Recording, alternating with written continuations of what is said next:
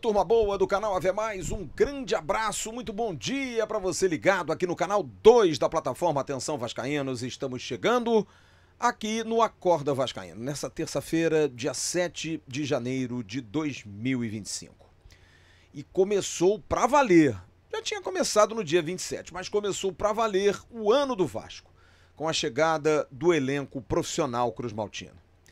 É claro que a gente, por natureza, a gente que, no caso nós somos jornalistas, mas a gente é torcedor do Vasco, eu sou apaixonado.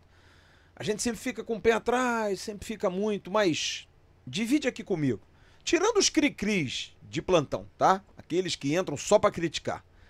Quando você vê uma reapresentação do Vasco, e você vê o Paulinho dando uma entrevista, o João Vitor aparecendo, o Coutinho, o Payet, o Verrete, o Léo Jardim. Cara, não dá uma esperança, não dá uma expectativa de que, olha, peraí, cara, a gente não tem um time de bagres. Vamos aqui citar, e eu não tô dizendo que eram bagres. Vamos lá, apresentação do Vasco para disputar a Série B em 2022, tentar o acesso. O Vasco contrata, chega lá o Edmar, chega lá o Anderson Conceição, chega o Yuri Lara, que foi o primeiro reforço, junto com o Thiago Rodrigues, que tinham sido jogadores importantíssimos no CSA. Que o CSA tinha vencido o Vasco, passado por cima do Vasco em 2021. Aí, monta-se um time em que o técnico e o diretor executivo à época, o Carlos Brasil, dizem assim, cara, tá difícil, a gente não tem dinheiro. Aí o Vasco traz o Raniel, aí o Vasco traz o Isaac, lembra? Mudou. A gente não pode negar que mudou, né? Porque quando a gente vê a chegada dos jogadores do Vasco agora para uma pré-temporada, a gente vê que a gente tem alguns jogadores. Eu acho que o Vasco teve um problema muito sério em 2024, que mesmo com esse problema sério, a gente conseguiu lograr alguns êxitos. Depois de muito tempo, a gente não ficou desesperado para ser rebaixado. Depois de muito tempo, a gente brigou numa semifinal 13 anos depois de uma Copa do Brasil. A gente chegou a sonhar com Libertadores e faltaram alguns pontinhos. Mas a gente teve muito problema de lesão. A gente teve uma gestão péssima com a 777. Um início de ano com um diretor executivo brigando com o treinador. Um treinador que mostrou que, tudo bem, no Corinthians fez um bom trabalho, mas vamos ver agora na continuidade que subiu a cabeça, se sentiu maior do que o próprio Vasco e fez um trabalho ruim, uma pré-temporada nas coxas, sabe? Aquele jogo com o Nova Iguaçu, os jogos com o Nova Iguaçu, enfim. O ano do Vasco foi um ano conturbado. Aí vem a questão da briga aí do CRVG através da gestão Pedrinho com a 777. O Vasco voltando a ficar meio duro, não tendo como contratar, faz uma janela do meio do ano pífia. Agora volta a ter uma dificuldade. Mas a gente olha e tem uma base que a SAF deu ao Vasco. Não dá pra gente bater no modelo SAF que, bem ou mal, apesar de todas as dificuldades, não pagou, transfer ban, teve que pagar depois, tá devendo ainda Piton, a Jair, aos clubes, né? A gente montou um time. O Léo Jardim, por exemplo, veio pro Vasco, até teve problema lá com o Lille na época de pagar, mas pagou. O Léo Jardim foi pra seleção brasileira, mostrando que o Vasco é um clube pujante. O Verrete foi artilheiro da Copa do Brasil, jogador que veio do Belgrano. Felipe Coutinho não foi bem, foi um pouco decepcionante, mas no final até melhorou. Você tem as lesões de Paulinho e Jair, jogadores que davam um peso no início de temporada e que a gente perdeu em seguidinha ali, uma semana depois da outra. Quando a gente vê todos esses jogadores em fileirinha, se a gente tiver a ajuda do destino, ninguém se machucar, ninguém tiver lesão nenhuma, e a gente mantiver aí esse padrão, com um técnico que me parece, e eu fui um dos críticos a ele vai dar uma entrevista hoje, um dos críticos a ele, quanto à filosofia de talvez não se adaptar ao Vasco, mas que me parece responsável quando ele diz eu vou fazer um time organizado, Vou fazer um time minimamente bem posicionado. Porque o Vasco, em alguns momentos, jogava alguma coisa parecida com o futebol quando no comando do Ramon Dias. Quando também no comando do Álvaro Pacheco. E com o Rafael Paiva, de quem eu fui defensor exatamente porque ele conseguiu dar em alguns momentos algum tipo de organização. Mas também foi acometido de um problema de lesão com o Adson e David, que eram jogadores que circulavam. A gente afirmou isso aqui, eu reafirmo. O Vasco com Adson e David ano passado chegaria à final da Copa do Brasil. Eliminaria o Clube Atlético Mineiro. E poderia chegar mais longe no Campeonato Brasileiro. Foram dois jogadores com lesões muito sérias. Então, talvez com a presença do Fábio Carille, sendo mais responsável, tendo um elenco melhor, eu acho que a gente pode fazer uma temporada legal. Mas acho que a diretoria do Vasco tem uma oportunidade ímpar, e eu também falei isso aqui no ano passado, como falei no final do ano de 2023. O Vasco tinha uma oportunidade de formar um time muito bom, porque formou-se uma base. Léo Jardim, Puma, inicialmente Capasso, Léo e Piton. Capasso foi embora. O Vasco traz o Medel. Ajustou a defesa. O Léo, muito contestado, principalmente no ano passado. Viveu um momento de muita turbulência aqui. Caiu em desgraça com a torcida. O Maicon chegou mal do Santos, ajustou. A gente teve uma zaga Medel e Maicon que terminou o ano sustentando, levando.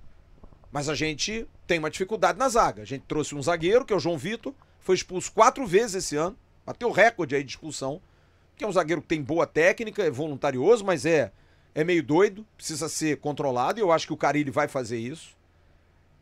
Então a gente tinha, vamos colocar, Puma e Piton e Léo Jardim. Daquele time lá do início, o Jair foi o contratado.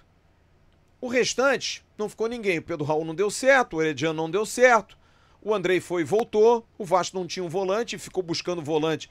Começou com o Rodrigo, terminou com o Zé Gabriel, e ano passado jogou o Hugo Moura, que pra mim foi o melhor de todos, teve bons jogos, mas me parece claro que a gente tem uma espinha, porque esse ano, de novo, a gente escala um time, porque a gente coloca no papel, é claro, Léo Jardim, Puma ou Paulo Henrique, João Vitor, por enquanto, Piton, Hugo Moura, Jair, Paulinho, Coutinho, Paier.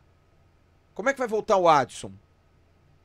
Verrete? Quem é que vai substituir se ele se machucar? Faltam peças, então é um elenco 70% formado.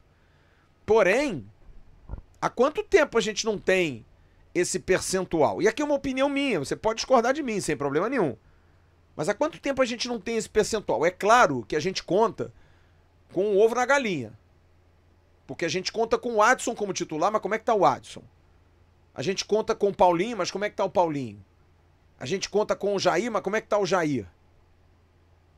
Enfim, a gente tem ainda algumas dúvidas, em cima até de alicerces do nosso time, mas a gente tem um grupo melhor, que a gente pode acreditar mais.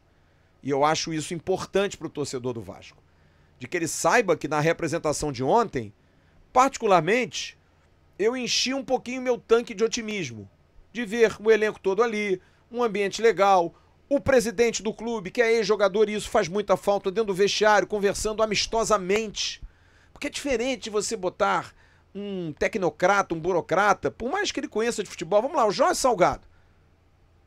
Dentro do vestiário, o jogador trata o Jorge Salgado de uma maneira meio, sabe? O Pedrinho é diferente, é o presidente, mas é o ex-jogador. E aí, cara, como é que foi a pré-temporada? E o joelhão, melhorou? Tá ruim? O Salgado nunca vai conversar. Talvez o Alexandre Campelo conversasse, mas aí também é um médico, um cara meio, sabe, meio chefe. O Pedrinho tá ali, no nível dos caras, e eu acho que isso é importante, sem fazer nenhum protecionismo, nem deixar de fazer crítica, longe disso. Tem muita gente, porcaria nenhuma. Tô falando aqui o que eu acho. Pedrinho, como presidente, ainda precisa fazer algumas coisas. A questão de futebol, por exemplo, dos reforços, não tá legal, mas tudo bem, falta de grana. Mas tem criatividade, dá pra fazer criatividade. Aliás, uma dica, hein? O Thiago Maia, volante do Inter, tá indo pro Santos. O Vasco tá querendo o Wanderson. Faz uma troca com esforço, igualzinho ao Thiago Maia. Só uma dica aqui, não sei se vale. Mas voltando, o Pedrinho pode ter alguns problemas ainda a resolver, mas esse é um dos aspectos positivos dele e Felipe ali dentro. Da gente ter o DNA do Vasco, que a gente reclamava tanto aqui. Faltava mais Vasco ao Vasco. A gente chegou a ter um CEO Flamengo, porra. O cara torcedor do rival. Era o CEO que comandava 2 anos atrás. Então,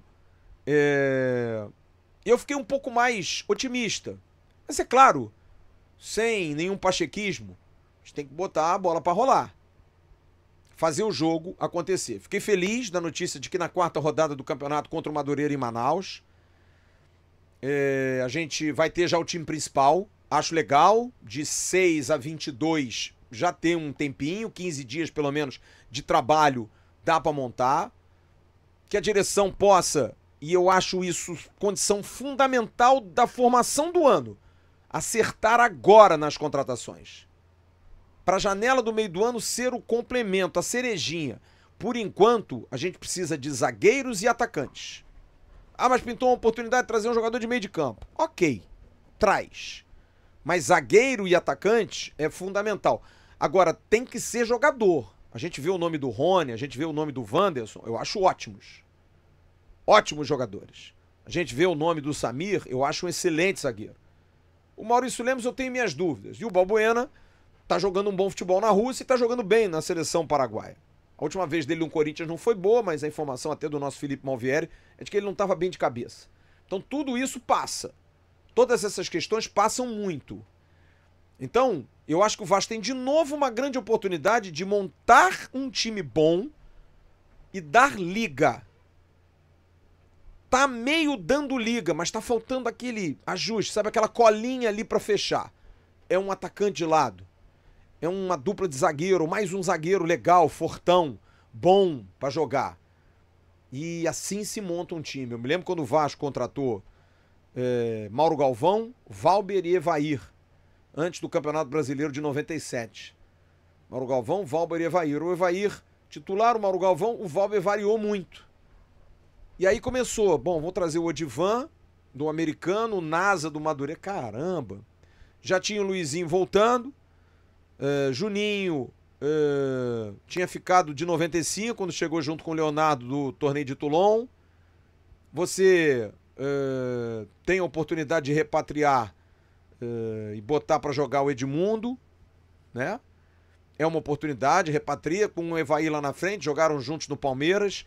Você começa a montar casinhas, os 2 atacantes, no meio você tem 2 volantes, sendo um mais experiente e o outro mais pegador, que não é tão craque, mas vai ajudar, vai liberar Juninho. E quem vai botar pela esquerda? Bota o Ramonzinho por ali, bota o Pedrinho da base, que é muito bom. Você acha a lateral esquerda com o Felipe, você começa a montar um time que no início, e pra quem lembra do Brasileiro de 97, o Vasco não começou tão bem. E foi daqui a pouco engrenou.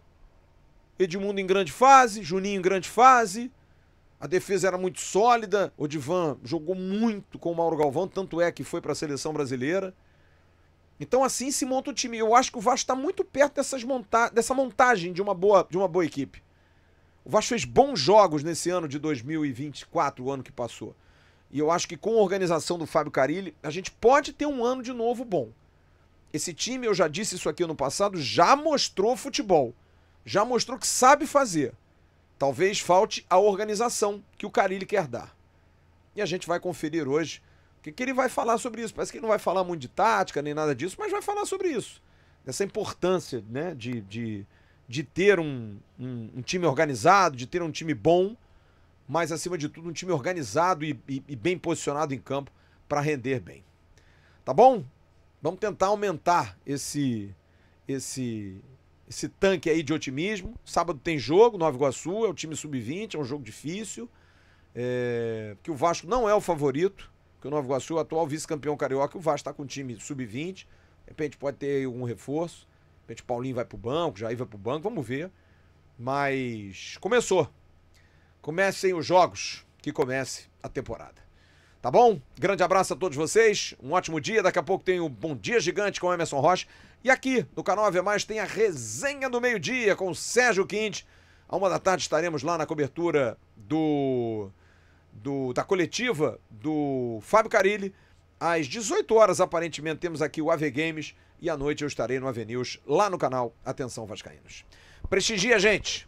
Deixe seu like. Não deixe de dar o seu like. Compartilhe esse vídeo com os grupos que você tem aí para que mais vascaínos possam nos ver. Grande abraço. Tchau. Boa terça-feira.